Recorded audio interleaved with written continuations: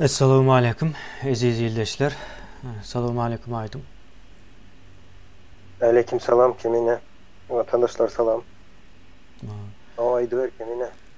Aydın bugün yine bizim nememizde, raspisanyamızda degradasiya var da neme var. Degradasiya olan cemiyeti halas ederiz deyip bu tayı yazdık yöne. Tayda yazılışı yalak ansat işler bu aslında. Birinci degradasiya olan cemiyeti halas etmek için näme için boldu degradasiya, nädip boldu? Ne derecede degradasiya bolup dur şu an?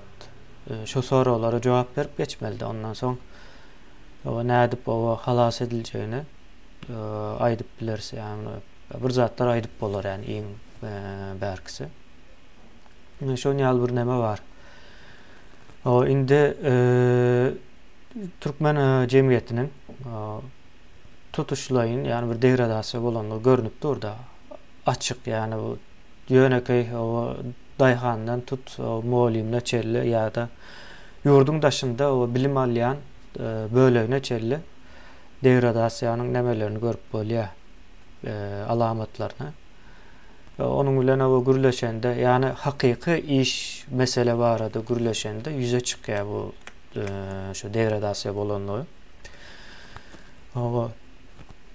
Ýöne nädip ine şu näme geldi? Yurdun daşında ýokary bilim alýanlarda da görüp bolýar da Aydyn. Onu senem gördüm, o iyi verilen mailler var, ine ýörüýte pikirini, düşünjesini yazıp uğra diýerler, okuyan ýa-da okutaran ildeşlerimiz. Aydyn bilen o okap, o käbirine gülýäs, käbirine ağlayas, hakykatdan ağlanjak derecede nemeler var, düşünceler, pikirler var. Bir tutarsızlıklar var da gepin gıskası bu işin içinde. O nädip şo ýagdaýa gelip bildi? Yine soň ýene bir sora var Aydyn. Niýazow bilen Berdimuhammedow degradasiya bolan cemiyetiň bir netijesimi? Ýa-da olar cemiyeti degradasiya etdimi? Diýilen soralar hem sorap bilersiz bu taýda. Şonuň ýaly bir nemeden bir girişe deli. Soň ýuwaş-ýuwaş gyzykly ýene aýtjak meselelerimize baryp ýeteli. Aydyn, sen neme dip başlasaň ýene nireden başlan bolup biler bu cemiyet degradasiýasyna? Degradasiya bolanok diýip onu hiç kim aýdyp bilmeýär bu saatdan soň, sebäbi täze zatlar orta atdykça o hem neme diýär, özüni belli diýär, has beter belli diýär. Yani cemiyet şu an degradasiya bolanlygyny her adımda suud edip bilýär. Onun kimine yankı degradasiýa indi suutnamalaryny getireli. Suutnamalar nerede var? Yine ýöneköy bir zat häzirne wagtda bir 40 ýyl öňe gitsek, başlan iýze gitsek 40 ýyl. Ve şol döwürdäki 20-25 ýaşyndaky ýa-da 10-15 ýaşyndakylaryň, hatda çağalaryň düşüncelerini al ve şu günkü çağalar bilen ve yankı yetkinjekler bilen şolaň düşünjelerini deňeşdiren wagtyň näme görüp bilýän. Bu ýöneköy zat. Öňkü öýüňizdäki yankı enatalaryňyzdan sonra görüň, belki şol döwürlerde bardyr, yankı goşgy ýazýanam bardyr, içinde ýaşlaryň ondan soň injiner bolmak arzu edýäni bardyr, şoň üstünde işläp okaýany bardyr. O döwürler elbetde yankı filosofiýaly nämeler kän ýokdy. Ýöne we dini nämede kän ýokdy o zatlar gadagandy. Ýöne şol takyp bilimler diýilýär, ýa-da fizika, himiýa var, matematika var. Ne şo taraplarda ýa-da kosmonawt bolmagy arzu edýän ýaşlar az däldi. Ve hakykatdan olar köp zady düşünýär, bilýär, nämeň nädip edilýänligini, iň azyndan ýankı tekniski nämesi bardy. Fundament bardy şolarda. Ýöne şu günkü näme isleýär ýaşlar. Öň näme diýär, men ulalan soň doktor boljak, men ulalan soň polisiýa boljak. O döwür milisiýa diýilýär. Şoň ýaly bir arzular we şoň uğrunda işleyen yaşlar, adamlar görüp bolýardy. önkü döwürde. Häzir ýöne zat öz ýakynlaryňyzdan soraň. Näme etjegine okuw tutýan, näme etjek diýip sorak gürüň. Daşary ýurda gitjek diýerler.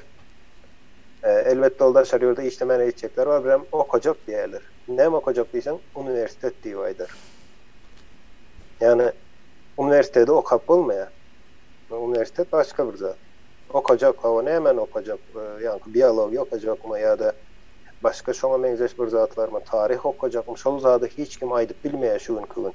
Täze bilen oklar. Şu derece biz aşağı kaçıptırız. Yani bu katı ervet zattır.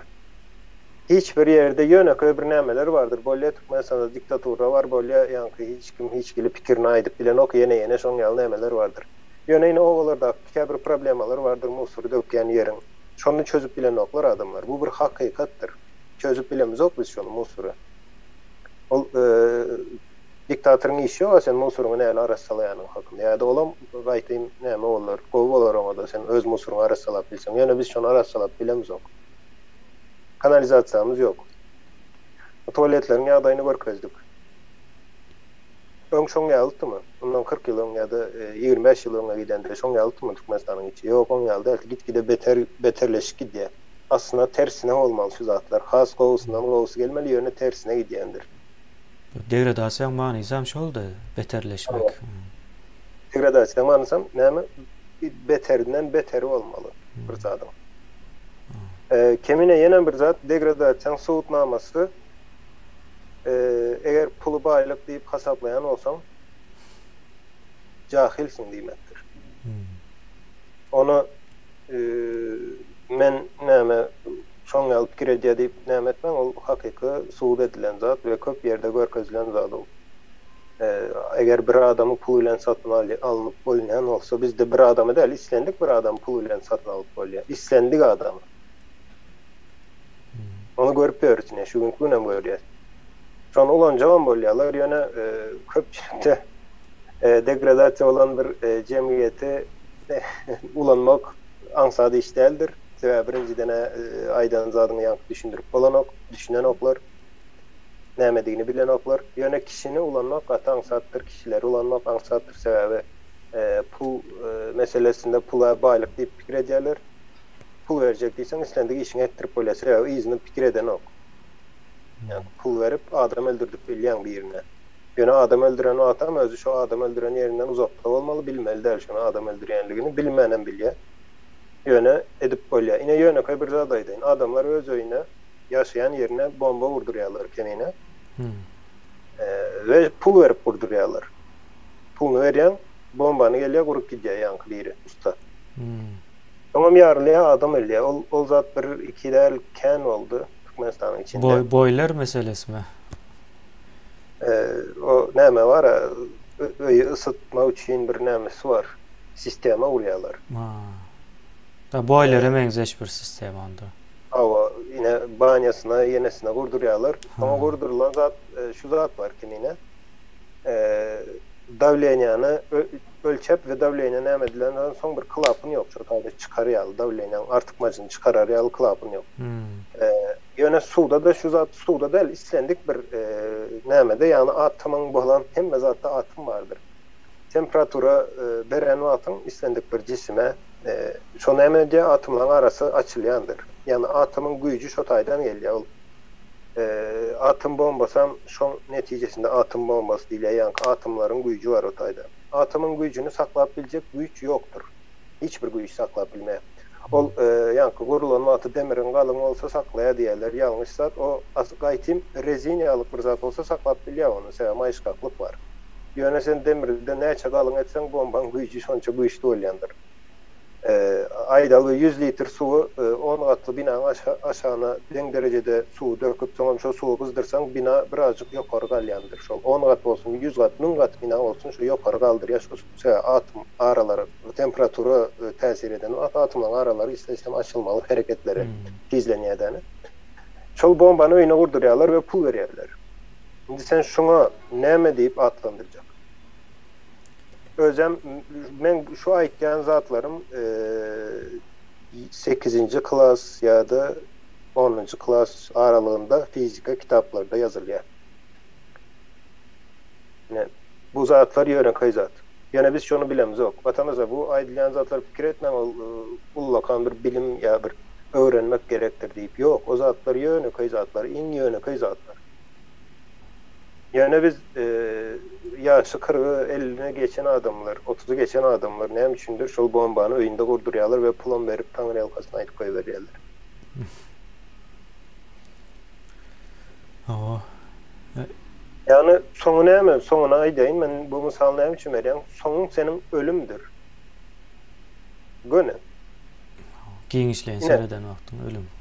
Hawa degradasiýa nämesi netijesi şodur. Seni ölüme alyp gitýär. Özüňe bilen ok. Sen pul berip gerek bolsa özüňi öldürýän. Ya da çapak çalıp özüňi öldürýän. Ine degradasiýa näme? Yani birinciden aç kalmak var. Yine bir adam aç kalıp biler. O fiziki taraftan gerektir. Yani düşünce, akıl, ruh tarafından adama informasiya, bilgi gerektir. Kim bilge aç kalıp gördük mesela. Şimdi aç değil mi? Aç sözü belki o tayda yanlıştır. Ben o sözü bilemem. Sevemenim bir cahil. Şoň üçin yani beyin bilgisiz galan wagty adam birazcık rahatsız olmaly şoňa. Men pikirimçe. Yani biz hiç ýyly rahatsız olamyz. O kim aýdyp biljek? Men düýünküden şu gün birazcık bir zatlary köp bilýän ya da düýünkü bilýän zadymdan şu gün üstüne birazcık bir zat goşdum diýip kim aýdyp biljek? Ya da bir ýyl öňküsü bilen özüňi şu günkü deňeşdirip gördüňmi? Deňeşdirip göreň ok. Yani biz üýtkämiz ok hiç gelýär. 7-8 yaşımıza şerini belki dünyanın tanıyas, ağaç näme, kuş näme, yer, su näme, ine demalyaz, o howanyň nämediğini biz bilemiz o aslında. Kislorod diýäs, o kislorod näçe 17-23% kislorod, olaram bilemokmanken. Yani şu taýda kislorod däl. Esasy bizim demalyanymız howa diýenimiz azot has köp o taýda. Ine şu zatlary öwrenýäs, yeri gözümüz görýär, bulut var, gün var diýäs, ine şolary öwrenýäs we 50 yaşındaky adamam şo bir düşünjede, 7 yaşındaky adamam şo bir düşünjede. Arada hiç zat öwrenilmeýär. O mektepdäki okulan kitaplar, o muallimlere tölenen aýlyk, giyen eşiň, ayakkabıň, sarp eden wagtyň hemmesi boşa gidýär. Edil şoňa nemesini gürleşdik aýdy. Sapara bilen ertir. Şo zatlar o boşa gidýär.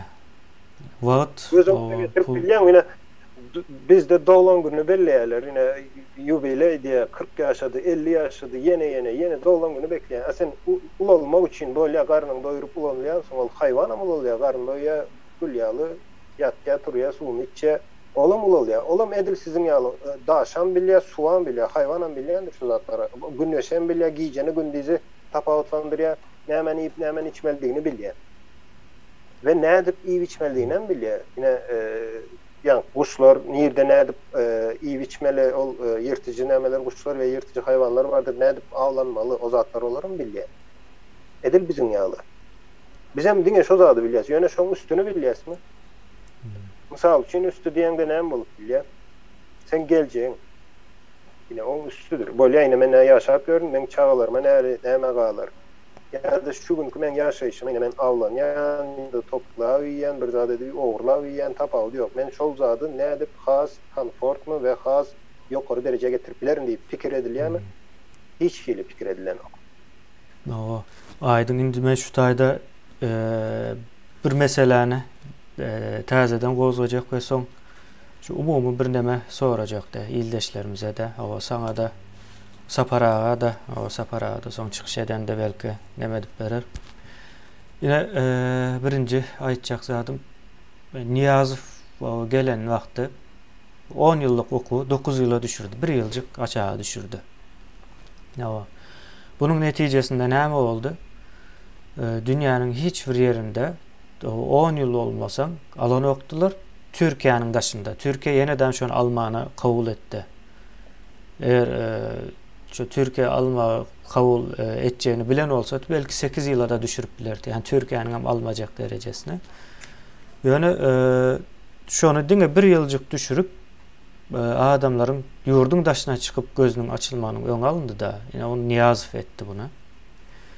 Okey, Niyazow etdi diýip aýdýas, ýöne Niyazowyň aňyrsynda duran pikir, kimin pikiri? Niyazowyň onuň ýaly biz Niyazow indi tanaýas, yani gürleşinden ya da Halmıradağ'ın Saparağ'ın ya beylek yaşlıların gürrün verişinden Niyaz'ın onun yazatları aklına gelmeliler. Niyaz oturur o hekaye ertek aydıp beren bir neme şahsiyet ava ölme o gören söyleyen şahsiyet. Indi tapağı yok o Niyaz'ın arkasında kim bolan olsa da yani şuna bilimin o önemliliğini aydan adam o boldu mu kan yani eştemiz yok da. O şu bilim o 9 yıla değil o gerek olsa 11 yıla çıkarmalı diyen oldu mu yani. Şu atlara o en azından o bilimin altyapısı var da. Muallimler var, kadrlar var en azından. Doğru değil mi? Yani mesela ben şunu alıp fikir ediyen bir muallim okuvchi yetiştiren vaqtda köpeltmek 2 derece yukarı deyip hesaplayan mesela yetiştireceği çağı muallimin 2 hissesi olup yetişeymeli. Yani içinden o 1-2 yetişiyor. Yani şunun bilim düşünce derecesi muallim kıyını 2 hisse o 2 nemetmeli, katlamalı. Şunu alıp fikir ediyen yönü bu zat o 2 hisse o bölmek olup gitti. Yani şu zada o dur deyip o bilen adamlar ya da adamlar o bolmandır. O bolan olsa bize eşiterdik vatan dönü deyip yok edertiler ola. Yani şol mesele var arada vatan dönü deyip o yurttan çıkarılan ya da yok edilen adam göremiz yok da eşitemiz yok. O toprağı o hususiyetçiliğe verecek olayan deyip o kovulan adamlar var. O meclisi içinde o meclisin düzgün tertibine o boyunca hareket edecek olayan deyip kovulan adamları eşitip ondan sonra daşarkı siyaseti barada öz fikrini ve nahil olmalısını aydan adamların o kovulanlığını yok edilenliğini eşitip yani bilim barada eşitmedik aydın ne için yani bu zat. Yani bu tayda indi ne mi öyle? Bu ildeşlerimize de sonra bu zat. O ildeşlerimiz hem öz fikirlerini aydıptılar ya öz özüne soraptılar şu zatlara. Kim şu nemeni ettiriyor şu zatı haysı bu iş ettiriyor. O güç bu o şahsiyetten boluplar yani güç de yani neticede güç o neme var olsa da. Kemine berde bir planlı men fikrimçe edilen bir zat var da yine informasyonu kesmek demek. Ol elbette başına diktatör getirip bilerler. Men Urban golunu halk ya da ilat saylanı onu hemmemizden biliriz. Saylamadık biz onu. Saylav diyen zat yok. Saylav mekanizmi olmadık bir yerde saylav geçirmek neyce derece aklına sığayan zat. Yani saylav mekanizmin yok senin. Yöne saylav geçiriliyor.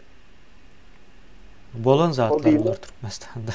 Bu zat bolup diyor. Onu men yöne kaydil daydayın bağışlan vatandaşlar yani düşünüp bilmek için yöne kaydil dayken ol. Yine göz önüne getirsen öyünde hiç yıllık kazanım ocağın yok. Yöne sen ayttan yine ben palavı pişirdim iyeli diyen. Sonra pişiren yankı gelyeler oturmam yiyeniz. Ne mi yersiniz? Fikiriniz diye. Dine göz önüne getirip yiyip bilersiniz palavı. Yani bar yağlı edip. Sebebi kazan ile ocağın yok yerinde mümkün değil şunu pişirmek. Mümkün değil. Ben olsam inanmazdım palavı yiyeceğim. Kazan ile ocağım yok. Yani biz ona niyaz Kemine biz ona niyaz biz yine saylav geçirmeli, saylav etmeli. Yok sen saylav mekanizmini döretmen şotayda. Adamlarda saylavın ne emediğini düşüneceğini bermen saylavın saparı geçir. Yankı yok palavı yağlı buradadır oldu. Ona da hiç kim sesini çıkarmıyor. Ya da sesini çıkaran yok. Ve şu zat vardır yine daşlar yurda çıkıp gözümüz açılıyor diye. Yine daşlar çıkıp nece derece gözümüz açılıyor vatandaşlar. Misal vereli Aydın. Yine geçen yıllarda bir ircan ettim. Ben Türkiye'de iktisadiyet utordum deydi. Yanlış mı yani o zaman? O iktisadiyet okudum deyip can eden katıkan oldu da yani birisi has beni hayran kaldırdı da göz açılıptır da yani o illeşimizin aydalı iktisadiyet okudum, utordum diye son Türkmenistan'ın de iqtisadiyetini düzeltmek için birinci dollar düşürmeli diýip aýtdy da. Yani indi bu ildeşimize näme diýmeli? Indi bu ildeşimiz ile indi Türkmenistan düzeldip bolarmy? Iň bärkisi. Göz açılan aýdýan adam ine ýalňyş zat, yani dollary düşürmek bilen iqtisadiýetiň arasynda az näme bardyr ya? Ara bağlanşyk bardyr. Belki yoktur ama yani hakyky nemeler için yoktur benim pikirimçe. Yani problemi o taýda däl hiç ile. Şo ildeşimiz bilen aýdaly şonuň ýaly gatykän bardy bizim yüzleşdik. Men onu okudum, bunu okudum diýip o jaň edýärler gürleşýär, belli bir wagtdan soň işler ýöremeýär, näme üçin ýöremeýär düşünüp bilen ok, yani wakalaryň aňyrsyny düşünüp bilen ok, ondan soň şol elindäki bilýän zatlaryň ulanyp bir zatlar etmeli, täze zat öğretmeli. Etmeye goý, etjek zatyny düşünen ok yani. O düşünenden soň edip bilmedik bolsa diýip aýtsaň iň bärkisi. Entek o etmäne yetmän düşünen oklar. Näde etmeli aýdyň yani. Yani şo mesele de bardy. Yani degradasiýanyň näme sözüne diýäsde ildeşlerimiz o täze hoşlanlary. Ama okudum diye yani aslında okumadık. Habari yok. Aydın bilen ikimiz mesela iktisadiyet okumadık. Yani azırak kızıklansan düşünülmeyecek zat değil mi kendi fikri? Yani bize bir belki yani katağız bilyas, yüzley bilyas iktisadiyete. Yani şu bir zatı hasapla alışın çıkardıysa çıkarıp bileceği adamlar değil bizim. Yani bir nämäni düşünmeli de ya. Aydın näme diýip pikir edýär yani. Diýe iqtisadiýet el aldyk da beýleki bölümlerem bar ol. Ine birinciden nämen aýdym men. Men görýän problemim şu mesele barada biz okuwun näme diýine düşünemiz ok. Aslında okuw del on education bolmaly zat bizde. Yani bizde şol sözem yok, şol düşünce de yok beýlen çakda. Eğitim Türkçesi. Eğitim sözü sen edebiyatında yok. Sen dilinde eğitim sözü yok. Okuw diýmek başka bir zat. Bilim diýmek başka zat, ilim başka zat. Eğitim sözü başka zattır. Eğitim sözünün yok yerinde ve şol düşüncenin yok yerinde sen ne edip yankı mektebim olup bilýär. Bizdeki mekteplere de mektep näçe derece mektep diýip biljek bileme onu. Üniversitet asla olup bilmeýär. Asla üniversitetiň olup bilmeýär. Hüner berýän belki hüner okuwlar diýilýär. Şol bolup biler. Bizim üniversitetden hem çoň ýalyrak bir wezipeni ýerine ýetirýär şu mümkin. Olam ýalňyş nämetde ýerine ýetirýär. Ýa-ni öndürýän hünermenleri aýdaly iqtisadiýetçi bolsa şol iqtisadiýetçi däldir ýa-da finansist bolsa şol finansist däldir. Şoň tersidir olar. Ýani rak ýalyk bir nämede öýjükler bolýar. Olam adam içindeki öýjük ýöne seni ýok etmek için programmaly. Bizdeki hünermenler de şu ýok etmek için programmalan. Ol nirde programlanýar? Üniversitetlerde. Üniversitede okan, üniversitet okamadykdan has jahildir.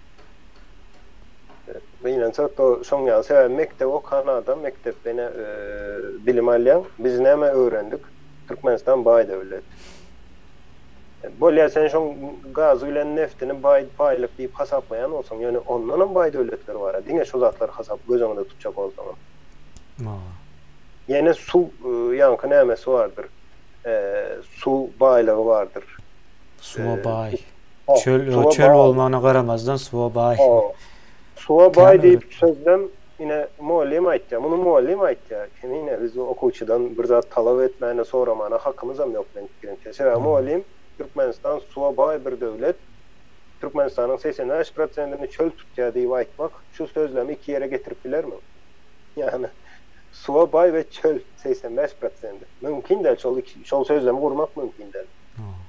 Ýöne şonu öwretýärler okuwçylar. Okuwçy muny alýar beýlen çatda okuwçylaryň en atalary da olary düşündirip, ýa-ni dogurlap bilen o zatlary. Mümkin däl en atasy da şol zady bilýär.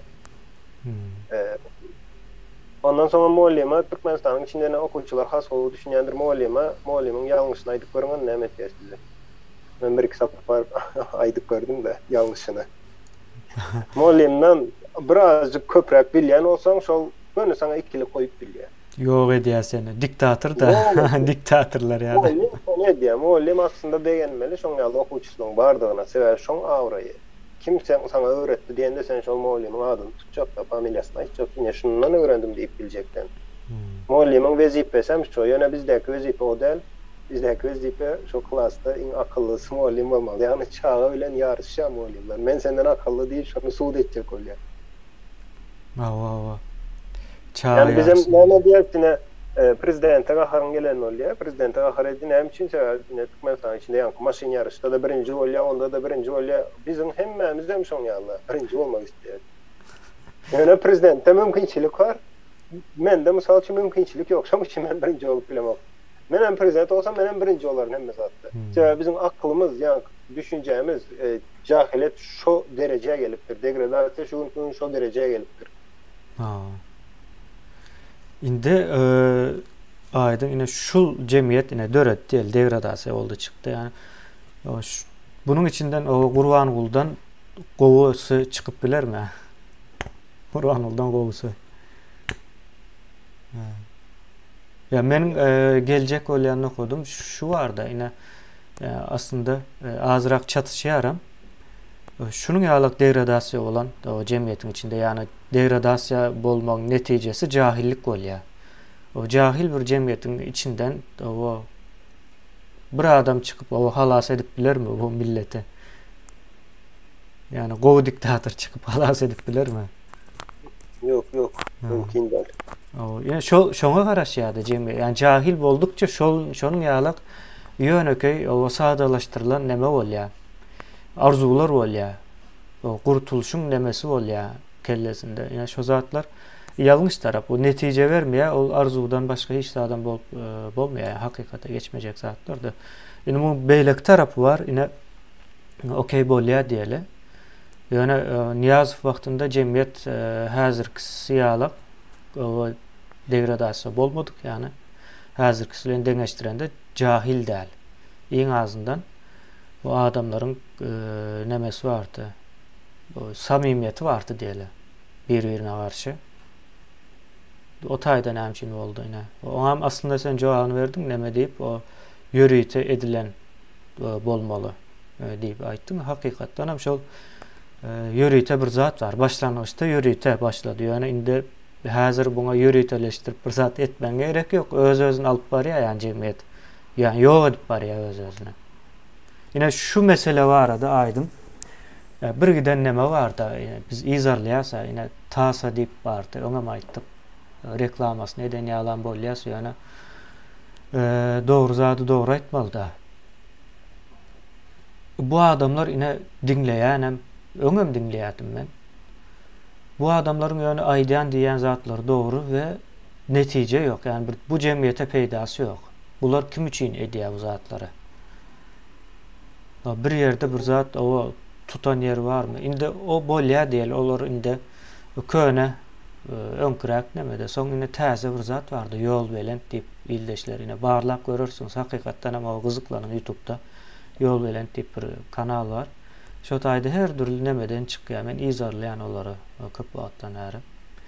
Aýdýan zatlary gowy dogry ýöne Türkmen halkyna hiç il peýdaly bir yani şunu bir zat vardır. Psikologiya barada gurrun edersin. Yani Türkmenin psikologiyası barada gurrun etmek ayrı bir zat da. Şo neden oklar? Psikologiya barada umum bir gurrun var. Yani Türkmenin psikologiyada meseleler var da.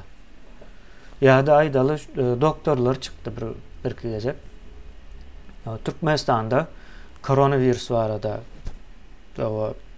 Ýagdaý belli. Şo atlar yoktu. Yani bunun gelip yetecek yeri vardı. Biz aýdýas yani koronavirüs bir nemetse bular ýüpüň ucunu ýitirse tapıp bilmeýärler. Tapma mümkinçilikleri ýok. Diýdik we şo neme geldi de şu wagt ýurdun içinde ölýänleriň sany gatykän hiç kim sanyny bilip bilenok. Yani tahmin bir zatlar aýdyp bolýar. Mesela bir owada näçe adam öldü. Ýene başga bir owada näçe adam öldü. Şon ýaly bir zatlar aýdyp bolýar. Ýöne şu zatları doktor bolýan olsun, şu zatlar almalı yani. Doktor bolýanlygyň Cemiyete peyda vermeyen olsa ekrana çıkıp aytmağında kän bir neme yok. Neticede o senin ýalyk yine cahil bir kısan doktor yetişip bilir. Doğru der mi? Yani sen şu zatları görelli olmalı da. Yani doktor olacak olsan bu işin yani şu tarafan var. Yani o yurdun içinde o koronavirüs krizisi bolup biler. Bu gidiş bilen bolup biler deyip aydıp bil yani onu doktor olmayan ama aydıp biler. Yani doktor olan ama aydıp bilen noktaşa zaten. Yani doktor olup şunu aydıp bilen ya da başka bir zatlar var. Mümkün değil de bu. Ne edip bol yine şu zatlar. Ya bu bir näçe jogabı var da hemmesem doğru bolup biler, içindeki her bir doğru bolup biler. Yani neticede şu zatlar peyda eden ok. Bu cemiyete peydası diyen okşalarım. Kemine şol bilime ne diyen bilim almak gatan satsat, bilmek, öğrenmek gatan satsat ol köp yankı bir kitap okarsın, bilimli olarsın. Olan satsat. Yöne sonundan bilimi sen ne hili ulanacak ol sana bağlı zat.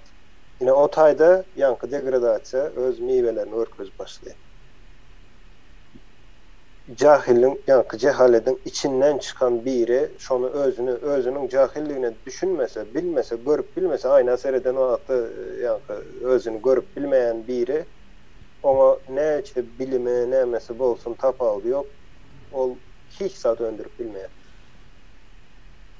Mümkün değil.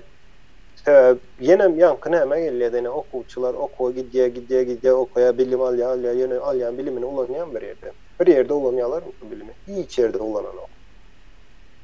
Onda ne böyle sen vaatın sarp eden yankı çıktaycıların hemmesi boşuna giden oluyor. O beylik hem sonyalar. Elbette özgünün görürsün, okarsın, bilim alarsın, özgünün görürsün, ol ansad iş, bir özüne seyretmek ya adam bir maşgalana aydalı, üç şağan bilen ayalın var, olara seyretmek, katan satsa. Yani sen yankı bir özün ya da 3-4 kişinin durmuşunu değil, minlerce, yüz minlerce, milyonlarca adamın durmuşunu ütkedip bilyen bir nemeler döretyen adamlar var da fikirler ya da şonyalı bir teknolojiya değilse bir doğru olmaz. Ben çok fikir diyeyim. Düşünce döretyen adamlar var. Milyardlara tesir edip bilyeler. Yekeci adam. Olam ne hemen esasında? Olam edil bizim yağlı adam. Ütkeşik zaten yok. İki kellesi yok. Yani öğrenen bilimlerini, yani informasiyaları doğru yerde ve doğru vaatta ulanıp bilyeler. Gayrat tap ya özüne şu zatlar aytmalı da. Şolan bardır. Yol zadı döredip bilyeler. Beyleki nemelerde misal için aydalı islendik bir neme olsun. En kıyınından yankı medisinadan tut medisinada da önden alımlar yankı açışlar edendir, öğrenilendir, bir topar isledonyalar geçirilendir ve şolan makalalarını sen öğrenip sonra gurrum verip bilyen ansatlar. Onun için hatta doktor olmaya da gerek yok benim fikrimce. Yani sen şol informasiyaları özün için ya da öz yaşayan cemiyetin için neçe derece ulanıp bilyen. Yani ne şol soru var. Son yine aydım ben ikinci nemeye geçeyim. Son katı neme mesele bu ağır mesele. Şimdi bu zatları nereden çıkardım? Önkü gepleşiklerden esasen içinde senin aydan nemelerin var. Yani medeniyet neme, halk neme diyende de şimdi şu zattan neme çıkarmalı da. Elimizde bir kural var. Şu kuralları ulanıp analiz etmeli, netice çıkarmalı mı kendi yani. Yine o Türkmen diyen bir millet var. O Türkmen deyip o adamlar var. Onu biliyoruz. Yani Türkmen diyen bir halk var mı? Hazır. Şu vakit yani tarihten nemeden söz edemek şu vakit var mı? Ve gelecekte olacak mı? Ne için aydan yine aydıp vereyim. Yani senin aydan nemelerini cemlamayıp verecek. Şimdi halk demek o şu an diriz görenler deldiğince. Bundan önkü ölenler ve bundan sonraki da olacak olanlar deyip ayttım. Yine bunu beylek sözlerle aydalı. Yani halk demek o halkın tarihi olya, geçmişi olya, yani ölenleri olya, ölüp gidenler, ata-babalar diýip aýdalar. Ondan sonra geleceği olmalı bunun, nesil. Bundan sonraki doğulacak nesil olmalı. Doğru değil mi? Bunu başka dillerine aydanda o bir halkın bir medeniyeti olmalı. Yani geleceği olmalı. Medeniyet demek, gelecek demek deyipdik. Doğru değil mi? Bir hem däp desturları olmalı. Doğru däp desturu. Bu zam däp desturam o geçmiş olya, yani tarih olya. O biz tarihte näme aldık şu wagt? O halk olup ve geleceğe näme berýäs? Geleceğimiz o bar bolsa da o nädip bolýar bu zat, yani? Ine şonu sorajak bolýan. Türkmen halky diýilip bir halk barmy? Şu zatlaryň nemesinde daş döwründe aýlansak. Türkmen diýip bir neme var? Millet var. O nemede hiç ýyl nemämiz ýok. Ýöne Türkmen halky diýip bir zat barmy häzir? Galdymy? Ýok bolup barýam, ýok boldumy?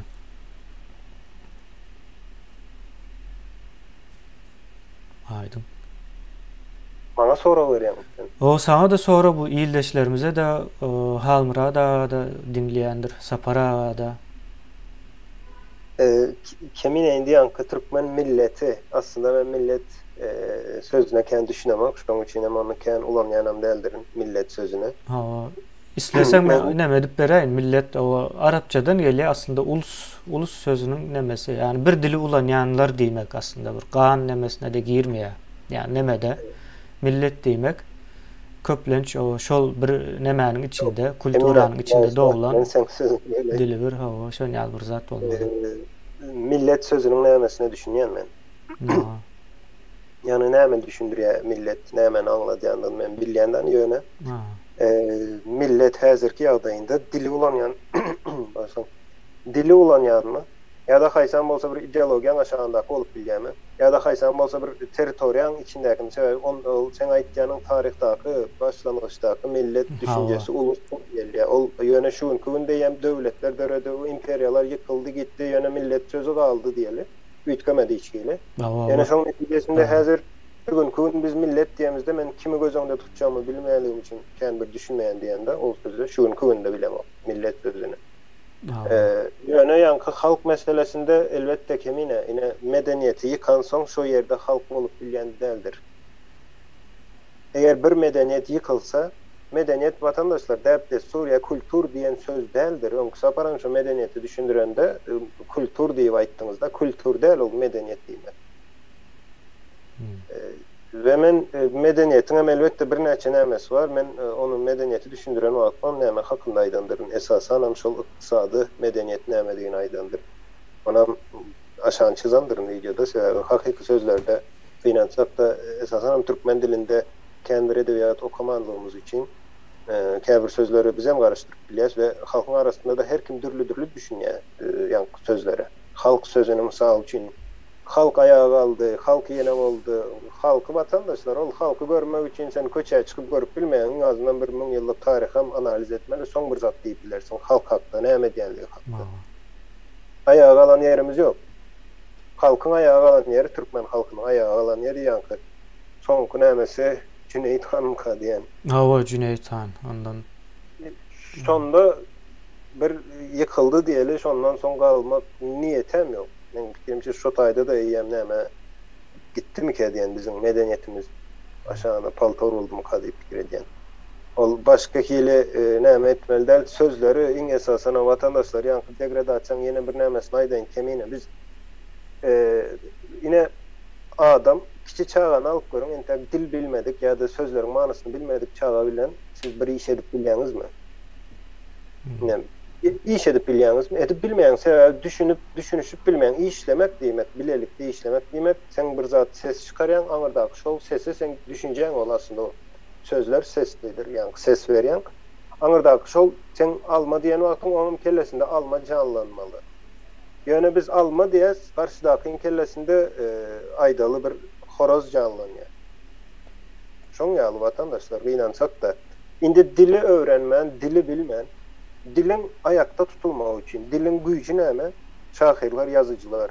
Indi siz maňa aýdyň bir sany, soňky 100 ýylyň içinde Türkmenistanda ine şu şahir bardy, dile goşan boşdy diýip. Türkmenistan'ın dürlü velayetlerini Afganistan'daki Türkmenleri gezdi, İran'daki Türkmenler olaram bir näme del, Musur del vatandaşlar. Olaram sen yankı nämeni dilini daşayan, dil taşıyıcı değil ya da.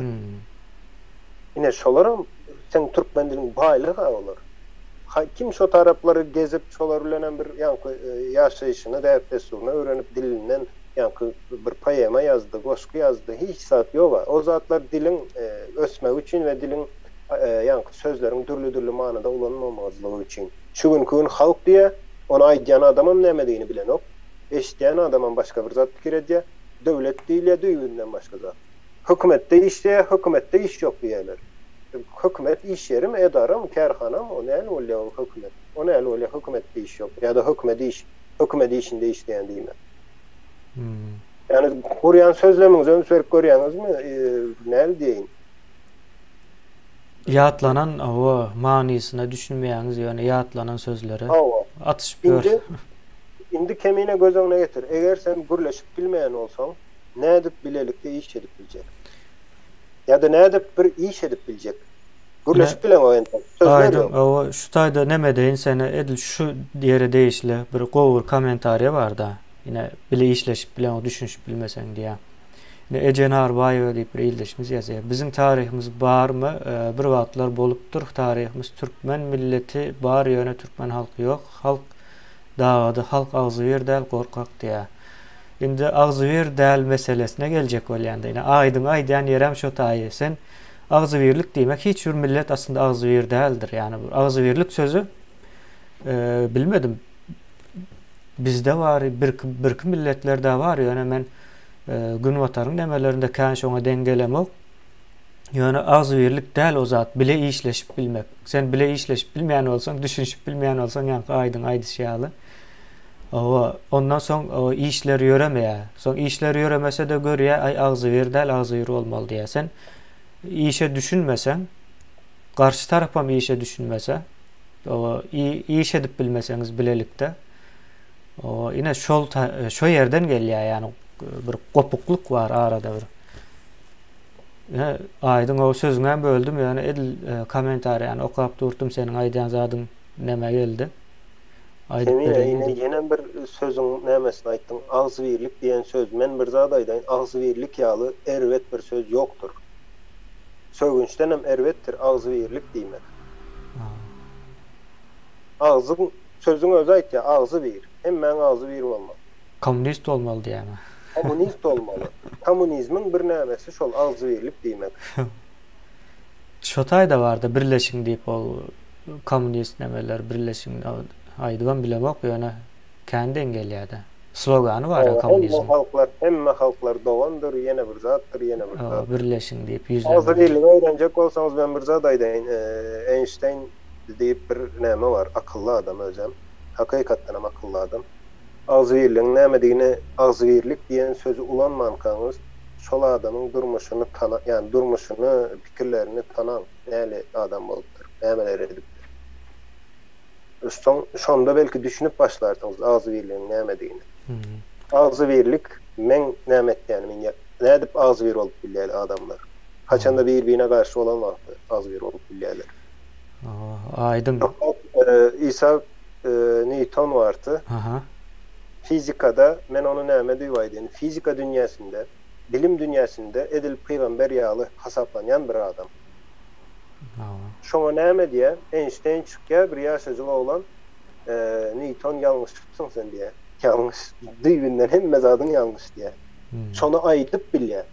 Beýlekler hemmesi garşy çykýar, ama bizden näle bolýar, näme diýen, ýöne şoň ýanyndaky öz dostam şoňa garşy çykýar, o näle bolýar diýip, sen näme diýen, aklyňy ýitirdiň diýerler.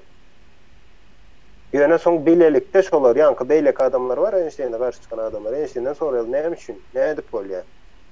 O teoriya относительности ýalňyşmasam. İzafet teoriýasy.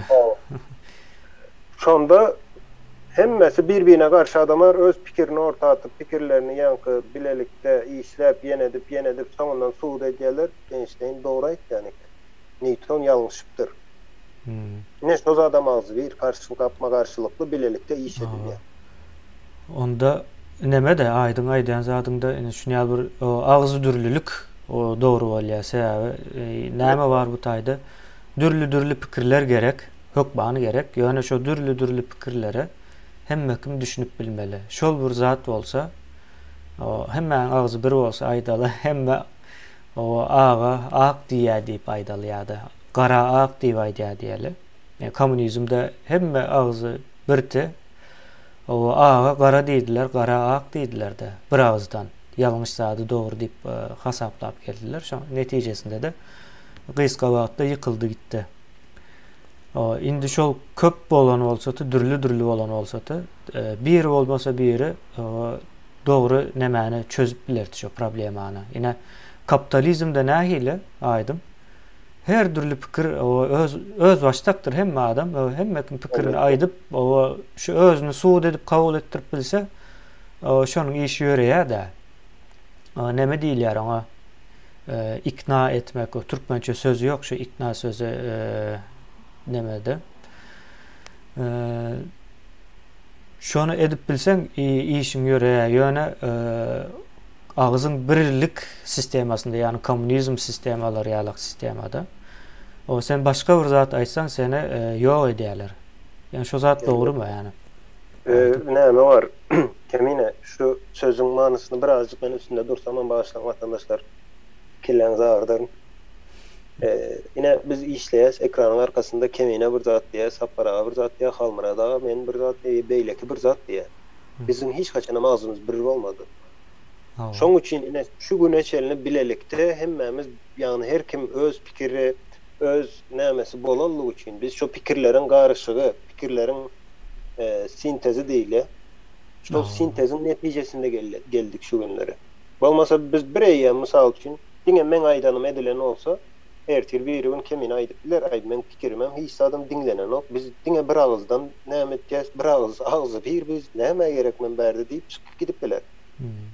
Hakykatdan hem eger diňe men aýtýanym bolýan bolsa, maňa kemine näme üçin gerek ýanymda, ýa-da saparaga näme üçin gerek, ýa-da beýleken bolup bilýän, men mysal berýän, ýa-da halmyradaň aýtýan zady dogry diňe şoň aýdýan edilýän bolsa, onda bizde halmyrada, ýa biz halmyradaga näme üçin gerek, ýa-da şoň ýaly düşünje dörýär.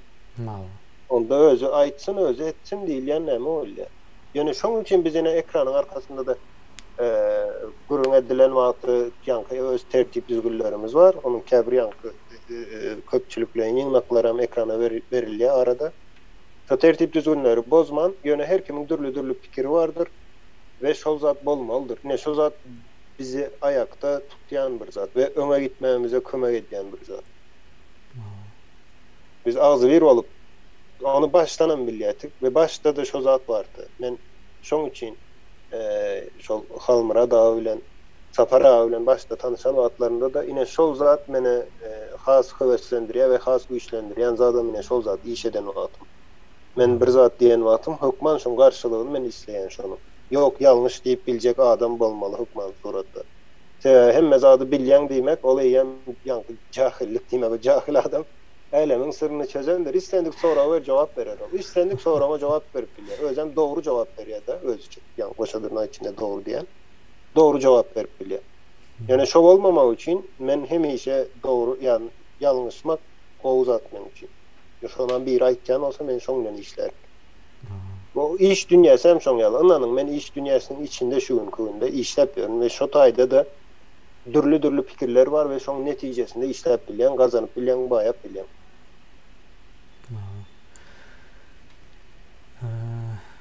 İldeşlerimiz hem näme ýazypdyr? Täze Türkmenistan näçe ýyl garaşmaly? Onu da söýläň diýip ýazypdyr. Täze Türkmenistan. İldeşlerimiz hem Täze Türkmenistana garaşýar. Ine biz hem şu taýda nämenin gurrun edýäs? Täze Türkmenistany gurmak üçin gurmak aýdym biz hem gördük, ýani bir üýt köşük bir zat ýok, döwletiň işleýiş belli bir mehanizmlary bar, hemme ýurtda da bir. Ýöne şonu işletmeýän zatlar bar. Ine biz şu işletmeýän zatlaryň üstünde durjak bolýas esasen. Ine şonuň içinde de degradasiýa bolan jemgyýet bar. Olam halas edilmeli. Degradasiýa edilen biýada bolan jemgyýet halas edilmeli. Ondan soň Täze Türkmenistanyň içinde ýerini alyp bilýär. Ýoksa bu işler ýöremez.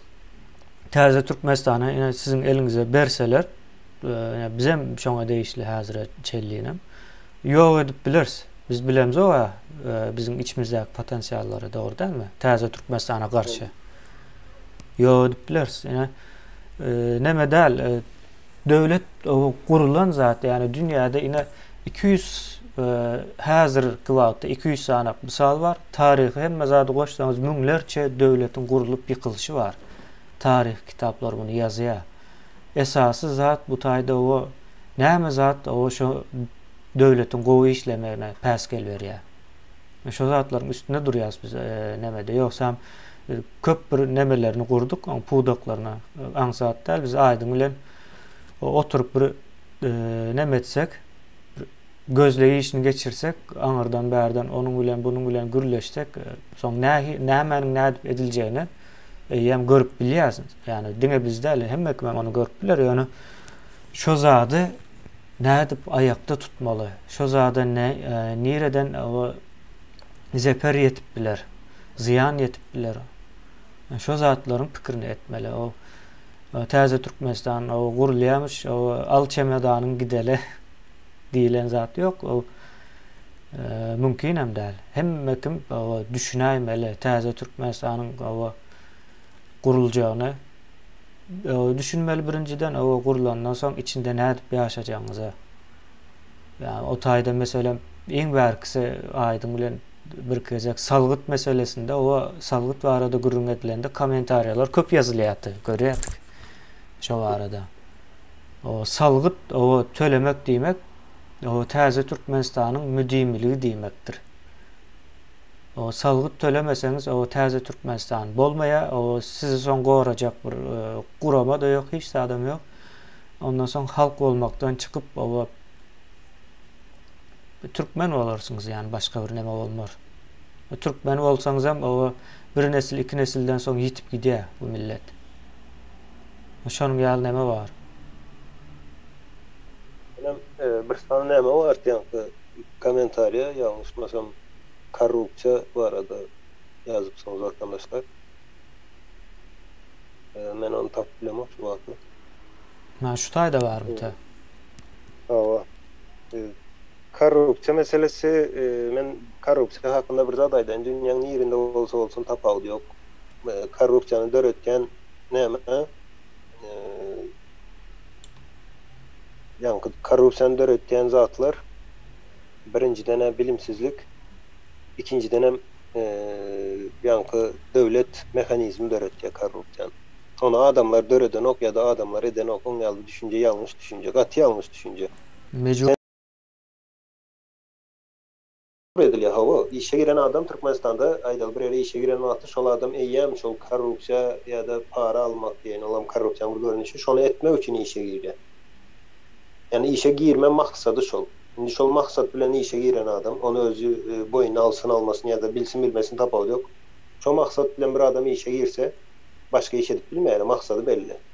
Elindäki instrumentler belli. Soň diňe şol iş etmeli bolýar. Ýöne onu aýyrmak, ine korrupsiýany çözmek diýe, korrupsiýany aradan aýyrmak ya da ýok etmek korrupsiýany. Onu dolu ýok etmek mümkin däl, isteseňiz hem istemeseňiz hem sebäbi döwlet bar ýerinde korrupsiýa bolar. Çok mansur. Devlet institutun bar ýerinde korrupsiýa bolar.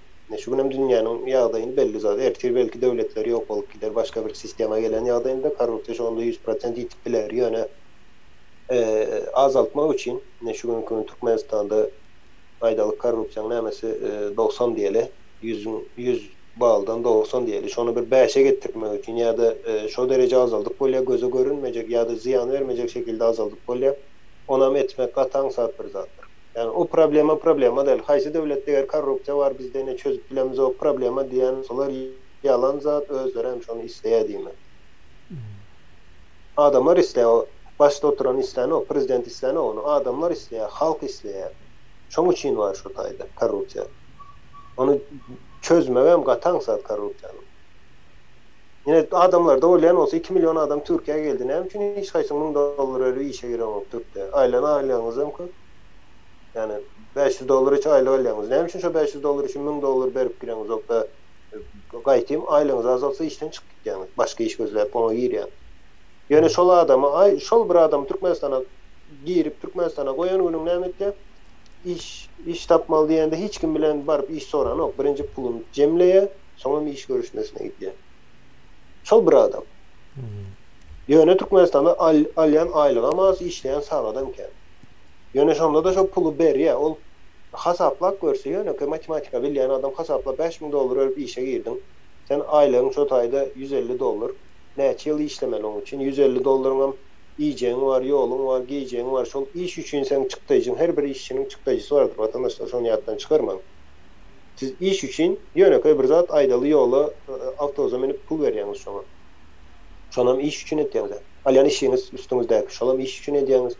Yani şon $5.000 toplamak için aydalı 15 yıl vakt gerek şol adama. Yani şonda da şonu beriye şol. Näme için sebebi? Mecbur sen. Sen aklın hem mezadın şona öwürlen şu taýda.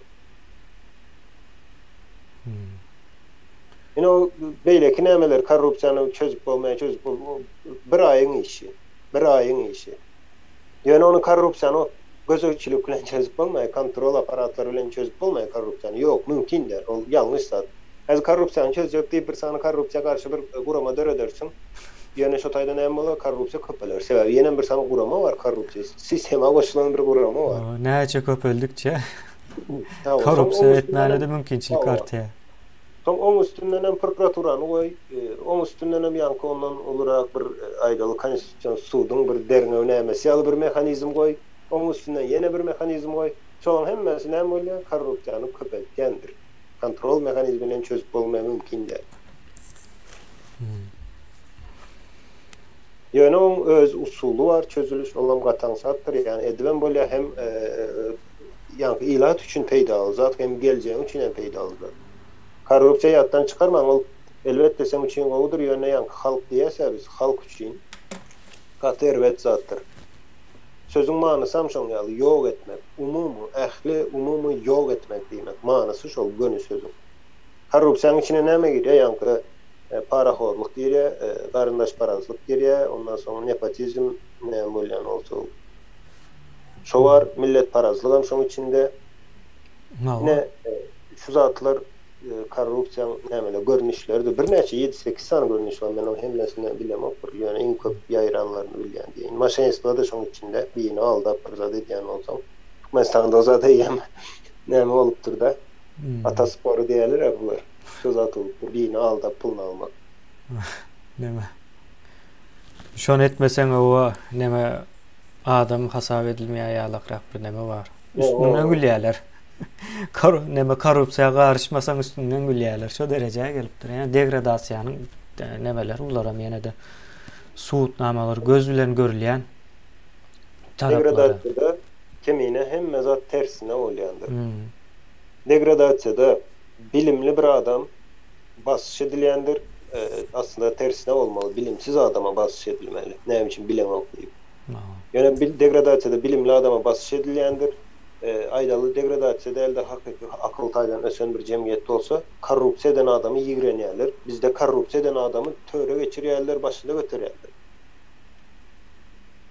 Näçe köp ogurlap bilse, näçe köp adamlaryň hakkyny ýeýän adamy hemme de hormat goýýar, ýa-ni awruylydyr, töre geçirýärler. Ine tersine işleýär hemme zat. O Türkmenistana o birleşmesen o täze Türkmenistan näde kurjak diýip ýazypdyr ildeşimiz. İş edip ya birleşmek diýmek däl ya. İki samsygy birleşdirsen o täze Türkmenistan kurjak diýip bolmaz ha, iş etmeýän bolsa bolar. Sonra gaýtalap biljek ýene bir defa. O birleşmesen o täze Türkmenistan näde kurjak diýipdir. Ildeşimiz. Şimdi Serhat Aydın'a cevap vermekle bu şu sorular näme de aslında bizim cemiyetin berip biljek sorular bu näme görmeli däl bunu gowy zat yani aslında bizimle şu nämeler düzeltip bilmemize o näme derecede aýdyp bileriz. Karşı tarap o ildeşlerimiz hem o gahar etmeli dälse Türkmenlerin şu nämesi var. Meniň aýdýanym bolmasa o gahar edýän ýalak bir kılığı var yani o şazadan bolmaly däl bu nämedir? pikir alışverişidir. Yani bu birleşmek meselesi öňden bäri gelýän bir problema. Ýöne birleşeli diýip çözülmeýän bolsa diýmek o birleşmek meselesinde bir utopia bar. Yani bir utopia diýmek o ýok diýmek de ýok yer. Yani utopik bir zat. Ýa-da başga bir problema bar. O başga bir problema bar bolsa da eger bolmaýan bolsa da biz bunu bilmeli. Aýdym demedip bilersiň. Men şu birleşmek meselesinde nämen aýdaýynda öňe sapar düşündürýän o içkili peýdasy ýok ýaly birleşmek meselesinde. Birleşmek için birinci aýrylmaly vatandaşlar. Kim aýyrdy, haçan aýyrdy sizi birleşer ýaly? Yani aýrylan bir zat ýok. Näme diýäs biz? Täze Türkmenistan gurulmaly. Täze Türkmenistanyň maksady näme? Men ona aýdyp geçeýin. Täze Türkmenistan gurulmaly diýse bina gurup üstüne Täze Türkmenistan ýazýas diýen düşünje bolmasyn. Ol ýalňyş zat. Täze Türkmenistan diýmek bir mexanizm gurulýar şo taýda häzirkiden düýbünden başga hili. Häzirki sistemadan düýbünden başga meňzeýän ýekeje ýeri ýok. Ýöne şol mexanizmiň netijesinde biz şu günkü ilatı, Türkmenistan ýaşap beren ilatyny gowy durmuşda ýaşatmak. Nesle, yeri, toprağı, baýlygy, ýa-ni neftin, gazyň, ine hazina, nesle şo zatlary garant vermek. Olaryň iýmeli, içmeli, hudem almaly. Bizdäki soňa bir egoizm nämesi bar. Her kim şuny özüni pikir edýär. Ýani çağasyny pikir eden o. Atyny pikir eden o. Ol atyna entek düşünýän adamam ýokdur. Pikir edýäne men ýaşap ölsem dünýä gutarýandyr diýip pikir edýän. Olaryň haky ýokmu? Entek dowulmadyk çağalaryň Türkmenistanda şo taýda ýaşamana, şol neftdi, gazy ulanmana ýa-da howasyndan dem almana haky ýokmu? Howadan dem almana haky ýok bar bolsa, näme üçin şu günkü howany zaýalaýar Türkmenistanda? Musur isleýän ýerimize dökýäs. O derýän gurap ýa-da hiç kimiň nämesinde de der. Yani bir umrunda değil. Kanallar gazylanok, hiç kim sereden okşo zatlara. Hiç kim sereden ok. Bu diýmek näme diýmek? Sen ýankı neslin aladasy ýok ýa-da neslin gören ok diýmek. Bir adam öňünü görüp bilen ok diýmek. Indi näme aýdaýyn? Birleşdirýän zat näme bizi? Bizim isleýän zatymyz şo dälmi? Ya başga biri başga bir zat isleýärmi? Täze Türkmenistan diýmegem şo zat diýmek. Şu günkü halk o durmuşda ýaşamak, hak eden durmuşunda ýaşamak. O durmuş diýse biri ýaşar, ikisi ýaşamaz, ýa-da 5 ýaşar, biri ýaşamaz. Hak eden durmuşunda, adalatly, hak edýän durmuşunda ýaşamak we neslimize biz garanti berýäs. Şu häzirki Türkmenistanyň bolmady şu günkü ýalyk saklap, şu ýerini, topragyny zaýalaman, howasyny zaýalaman. Hazinamızda da şolar üçin birazcık bir näme bolsun diýip, şu nesil üçin işläp şolara bir zat goýup gitmek. Olar bizim çağalarımız ve Türkmenistan diyelim, yani halkın garanti olur. Halk olup bilecek olsak yine şu zatlar etmeli. Bizi birleştirýän adam yine şu zat men pikir edemek, bir adam şondan başka bir zat isleýändir diýip. Yani maksat şu däme, o diktatyry aýyrmak, o zatlar hemmesi 2-nji, 3-nji, 4-nji ýerde gelýän zatlar. Ýöne esasy bir maksat bolmalydyr. Yani bir zat üçin etmelidirse biz buna. Diňe Niýazyk diýen. Diňe prezident aýyrmak üçin etmeliler bu işleri. Ol gatdy näme iş, bir kili dar iş. Sen beýlekini eden wagtyň şu Täze Türkmenistany maksat edilen wagtyň ol Gurban ol öz aýrylýar anyň. Yolları yankı yapık, açık, yene o zatlar ol soňky näme diýen çözülýän ýa-da hiç kili ollar problema da däl aslında hakykatdan. Ýöne biz haçanda şol düşünüp bilsek, men bilemek onu biz näçe derece düşünüp bileriz kemine sebebi aýtýana birinciden gürleşip bilemiz ok, sözleri yok, sözleriň manasyny ýalňyş näme diýäs, gahrman sözü var. Vatandaşlar gahrman sözüni birinci öwrenin, soň ulanyň gahrman sözüni. Yine Mahtumulu kim diýäs, şahyr diýäs. Indi häzir kemine bir tane goş gelse men kemine şahyr diýip çapak çalsam bolýarmy şol? Mahtumulunyň nämesini men näçe derece şonu düşünüp gördüňizmi, pikir edip gördüňizmi? Mahtumula şahyr diýen, kemine de şahyr diýen bir, yani kemine diýen ele men garşymda oturan kemineni aýtdan başdan beýle bilen garşyp bilen. Şol ikisini bir ýerde goýmak dogry zatmy? İkisine bir söz bilen aýtmak dogry zatmy? Yani sözleri bir bozmanda dilimiz var. Yani yıkılacak olup duran bir Türkmen dilimiz var. Hiç sadık koymandırlar. Hem zat silip bir näme dil koyupdurlar bize. Eceyiz bir dil. O dildäki sözlere biz näme etýäs? Her hile edip onu bir manysyny düşürýäs, manysyny gaçyrýäs. Gahryman sözüne çoň ýaly bir her ýerde ulanýas da. Bir iň erwet bir zat. Birazcık bir hormat koyun. Dille birinji nowatda şonu gorajak boldum. Yok, gatulu problemalar var. Aydın. Neme vardır? Hemme cemiyette vardır. Bir hereket vardır. O hareketin karşılığında köplenç sözler ulanýandyr. Mesela sağ olsun aytmak ýene bir zat. Yani Türkmenlerde şu problema var. Yine bunu nemeler gızıklanýar da. Behavioral psychologist diye. Behavioral psychology diýip bir neme var da. Yani davranışsal psikoloji deyip aydalımı näme diýelim o türkmençesine davranış sözünün türkmençesi yoktur, behavior. Özünü alıp barışda. Ya özünü alıp barış psikologiýasy. Yok. Ya bir zat bilen garşylaşan wagt şoňa näle özüne reaksiýa berýär. Reaksiýalary näle şol söz näme diýdi. O näme bolýar? Ine pikir edin, ýolda o göräp barýar iki türkmen o garşy geldi, gipdi diýdi diýeli. Bir-birine. Normal ýöreseň ama bilýär. O dogry ýörap bolanokmy? Bu Türkmenistanda bolýan zat. Ýöne başga ýurtlary nemedeli bağışlarsın, ova bağışlarsın diýip geçýärler da. Dünýäde da. Bağışla diýmek emine kiçilige o zady näme diýip bolarmy? Edip bolmaz diýem onu. Bahtaman biri bağışla diýip bilmez. Näme diýär? O kurutoy adam bağışlama sonrasy bolmaz diýär asan. O näme ildeşlerine Türkmenistandaky şu jemgyýetiň köp bölegi kurutoy ýani. O bir zat etsen o garşylygyna şonu ýaly berýär. Ýöne başga ýurda çyksaňyz başgaça ýani bağışlarsın o bir zat boldumy ýene bir zat şonu ýaly soraşyp hatda bir näme var aýdym. Hayran galarsın. Angliýada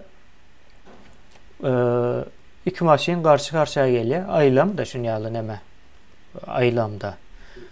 O garşydan gelýän maşin beýleki maşynyň ýoluna düşýär. Tiz gelýär. Aýlap ýetişmeýär da tizligi sebäpli. Soň beýleki o nämäni ýönüni burup o tarapyny üýtgedip ýoldan çykýar, soň maşin ters öwrilýär. O maşindan çıkan adam ine kamera var da maşinin nemesinde. Hayran galarsın çıkıp o hiç zat yok ben gowy o neme diýär? Garşy tarap günäkär tarapa hiç zat yok ben gowy. O neme ders ay çözer şonu ýazatlaryň gurrun ne diýär da? Kret ýani garşy tarap günäkär tarapa gahar eden ýa gahary gelen o. Ýani Türkmenistanda başgaça hatda mesela bir zat öwretjek bolsa ýa düşündirjek bolsa sen köp bilýärmi? Bu sözleriň hemmesi ine davranışsaldır yani özünü alıp barış psikologiýasy diýip aýdaly aýdym. Sözüm ýok biz söz tapalyşaňa. Özünü alıp barış psikologiýasy diýilen bir zat var. Ine şo zatlaryň barlygyny bilseňiz bolup bitýän zatlarda da öwrenjek bolup bitýän zatlaryň köpüsine gülersiňiz. Hakykatdan gülkünç zatlar ýöne diýişini gysyp dinlemeli bolýan o gözüňi yummaly bolýan käbir zatlary näme üçin sähä garşy tarap düşden o garşy tarap näme isleýär? O Qur'an gulyny ýok etmek isleýär. Näme üçin ýok etmek isleýärni bilen o. Sähä Qur'an guly göwnüne diýýär. Milli halkyň. Şonu ýalyp gelýär. Ýöne Qur'an guly göwnüne diýmekden ötürü başga bir zatlar hem edýär. Yani o zatlar gören ok ildeşlerimiz. Yani diýady diňe şonuň Qur'an guly dälligini, Qur'an guldan ibaret dälligini görüp bilen ok. O giden nemesi var, tohum tiýiji var. Onun arkasında, sahnanyň arkasyndaky neme var. Bularyň hemmesini toplap alan wagtyň ine analiz edip, bu zat näme diýip sorap analiz eden wagtyň garşyňa Qur'an guly çykmaýar. Garşyňa guramaçylykly bir topor çykýar, jenaýet edýän bir topor çykýar. Hakykatdan o guramaçylykly planly, o erwet niýetli bir topor çykýar. Adyny dogry goýmaly bu zatyň. Soň şu zatlaryň adyny dogry goýman Gurbanoğlu diýip tuttursaňyz size Gurbanoğlu ýok ederler, başga bir Gurbanoğlu bererler sahnanyň arkasyndakylar. Ölenok, gidenok. Yerini aşyp durýar, çalyşyp durýarlar olara. Şonu alakrak näme etmeli işin içine girme. Şu zatlary düşünüp bilse ine jemgyýetiň degradasiýa dälligini aýdyp bileriz, dälmi, dogrymy? Aýdym. Yani şu zatlary o düşünüp bilenok, jemgyýetiň köp bölegi düşünüp bilenok. Okan bölüme, okan gatlagan, näme okanyny bilenok, aýdym. Okudum diye, ýokary bilimim bar diye. O ýa-da näme etmeli? Ine biz şu tarapan pikir edýäs, ine spesialistleri ýurdun daşyndan almak. Ýa-da ýurdun daşyndan o edip bilsek beyin göçü almak. Beyin göçürmek. İçinde yok. Yani en gıyska wagtda bize beyin gerek. Bilimli adamlar gerek, spesialistler gerek. Näme etmeli? Eğer bizden, öz milletimizden o peýda bolmajak bolsa, şol işe de o baş goşup bilýändigimizi o aýtmak islerse yani şu taýda yer gelende.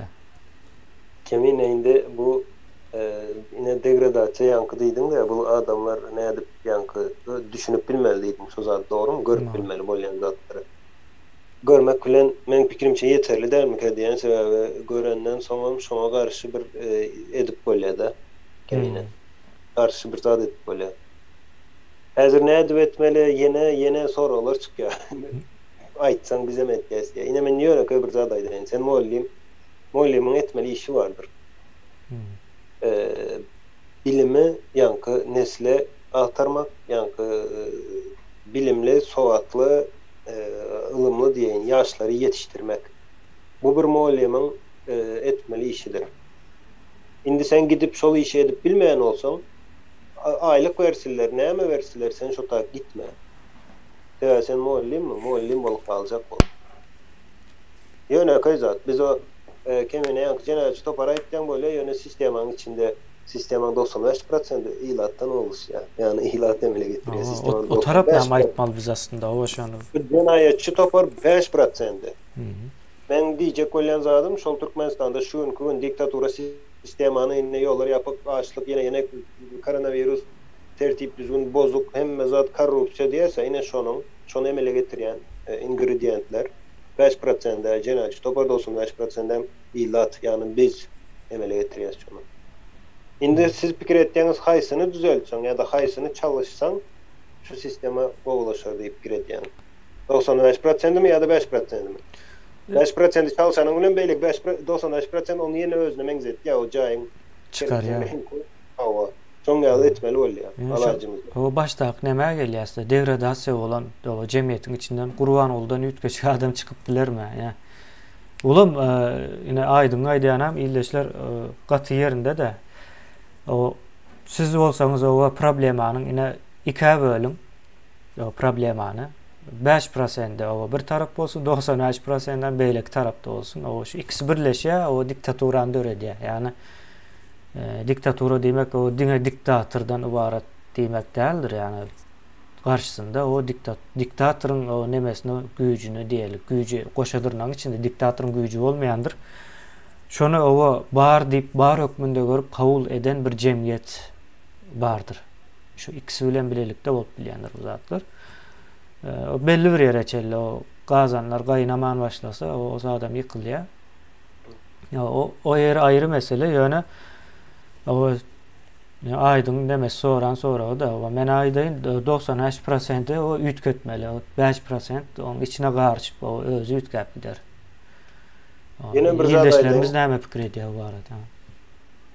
Daşyndan beýin göç almaly diýdim da. Indi men iň gorkuzan ýeri şu zat. Olaram ütkeder diýäm. Men şolamam degradasiýa uğraymagy mümkin diýende sebäbi gözüňe etip häzir Türkmenistan içine vardı bir yankı akıllı bir kipti birine degen wagtda bağışlan diýip ötünç sorasa biri onun urup pulunu alarlar men sana aýdyn. Yani ola adam erdirsen bağışla diýmez. Ola maňlaýyna ýapyşdyrar bir sana. Soň ýaly yani inansak da bu adaptation diýen bir zat var. Şoňa biz hem canlılar olamyz üçin şol prosese islesek islemesek boyun egýäs. Yani daşkı näme göre özümüzü ýitdirýäs. Yani şu tarapy var. Yine Ýönekä bir zat Türkmenistan içinde aýdaly turist hem däldir olar, başga ýurtdan gelen adamlara näle seretýärler watandaşlar. Yani daşı doğulu bir hili näme olara başka dünýäden gelen ýaly näme etýärler-de özlerini alyp barýarlar bizde jemgyýet. Ýöne daşary ýurda çykdyňyz ne kim siziň daşyňyz demlenip seredip aýagyna seret, eline seret diýen adam barmy size? Yani Türkmenistan'ın içine baran adam şoň ýaly boljak da. Onu kim edýär? Onam diktator etdi ýa-mı size? Şonu etmesem türmäge basarym diýämi? Ýok, onu özümüz etýäz, begenip etýäz o zatlary.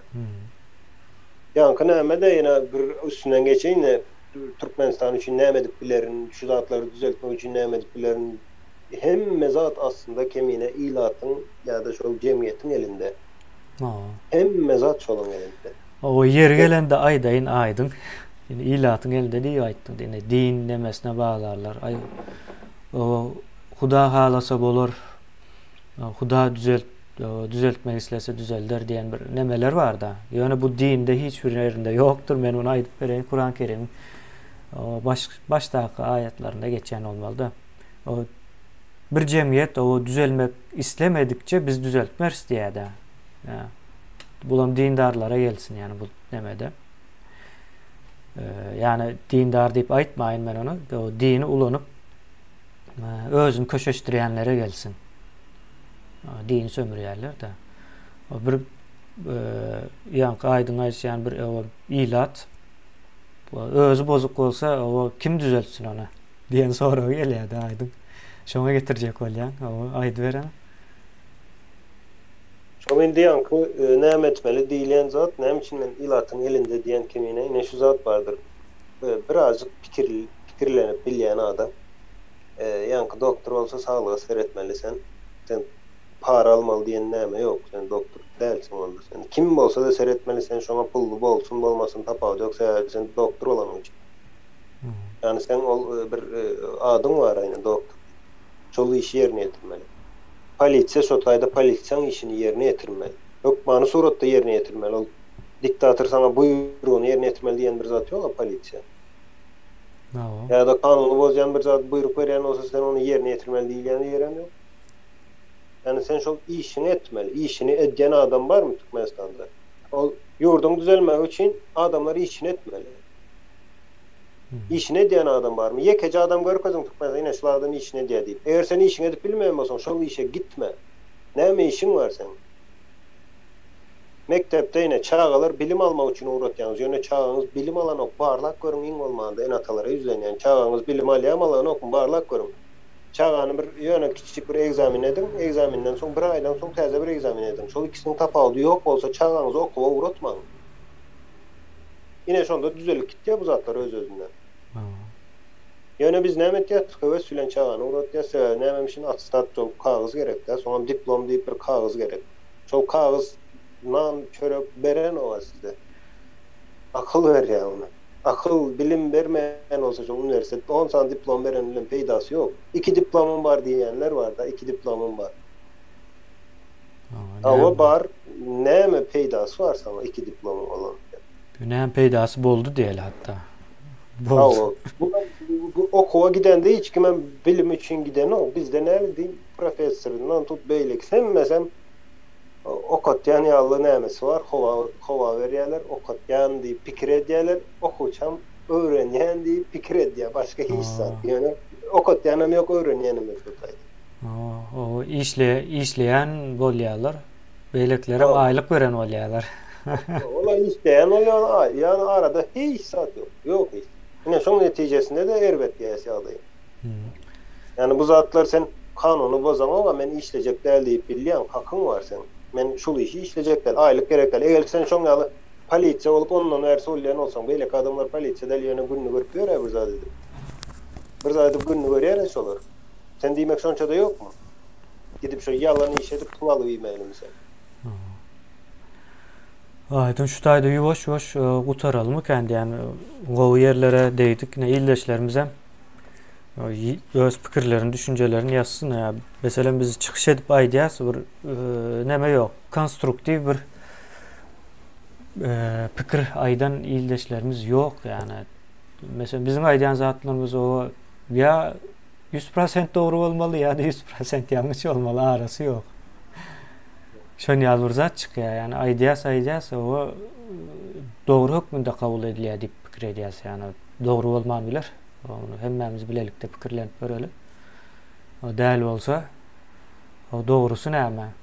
Şonu ortatyň ýene täze Türkmenistana şonuň ýaly taýýarlyk göreli. Ýani o täze Türkmenistanyň nemelerini, mehanizmlaryny,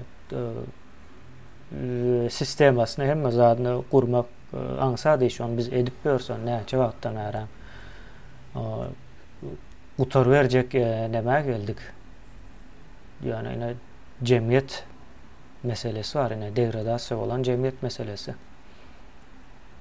Bunu halas etmeli, ine halas etmek üçin hem ine siz aýtaly jemgyýet kömegi kabul etmeli. Menin pikirimçe dogry däl, doktoruň berýän näme diýerler, naznaçeniýe diýerler. Naznaçeniýasyny o kabul etmeli. Biz doktor diýip aýdamyz ok ýöne. Bu işin o dogry tarapyna iň soňunda o görüljek de, öğreniljek. Öğrenýärsen biz bu zatlary. Şonu ýaly aýdym. Mene demetdim. O kimine onda benim hemen aýdaýyn da şol kim şo nämeden öň ýazylan bir kitap var. Syn mı? Haýsy? Bir Xitayly bir näme ýazýar. Before Christmas diýerler. 300 ýyl mı 400 ýyl öň ýazylan kitap bolmaly. Şol kitapda geçýär näme diýe bir ýa-ni bir uruşy ingo üstünlükli kazanmak diýmek, uruşa girmeýän kazanmak diýmekdir.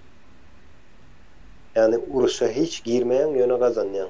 Olam näle bolýar ine şol näme de seretsen. Ine şuňa ýaly ýollar bilen bolýar watandaşlar. Informasiýanyňyzy kesýärler, okulary 9 ýyllyk ederler. Tamam bire okuw sapap öwreden ýaly bolýandyr, beýleksem okan ýaly bolýar, ýöne arada hissat ýokdur we şu günkü ýagdaýymyza sereden gazımızı, neftimizi biz özümüz ulanyp bilýärmiz ok watandaşlar. Ýöne bir zat çıkarılan gaz, gurulan proyektlerin hemmesini hasaplaýan 30 ýylyň içinde we Türkmenistanyň şu günkü karzlaryna seredip görüň. Evet, düşünmesen, bilmesen, sen basyp almak gerek de, näme üçin basyp alsyn, näme üçin gelip sen uruş etsin olar, haçanda begenip berýän-de islen zadyny. Xitay'a gaz satýan näçilden bäri we karzyň hem bar ýene. Ýenem köpeler o karzy, o mene gatdy şol näme tarapyndan arkaňy Xitay'a karzymyz entep köpeler kemine. Ýöne gazam bereriz. Pulam bereriz. Ve biz garaşsyz diýeriz, bir tarap diýeriz. Biri kittiňe degen wagt şoň üstüne topularsın. Ýöne hakyky seni sömürýän adam o grada ýöne hiç zat sarp etmän. Hiç güç, hiç tat sarf etmen sen elinde kem mezalyň alarlar. Soğun ertir amideri akmaz belki. Avgalar çekýär beýle. Yine uruşam ýok, hiç adam ýok asmanymyza masuda. Ne şey edip jemläýin men. Aýdym, sağ ol. İldeşler. Size de sağ olun. Sağ olun vatan.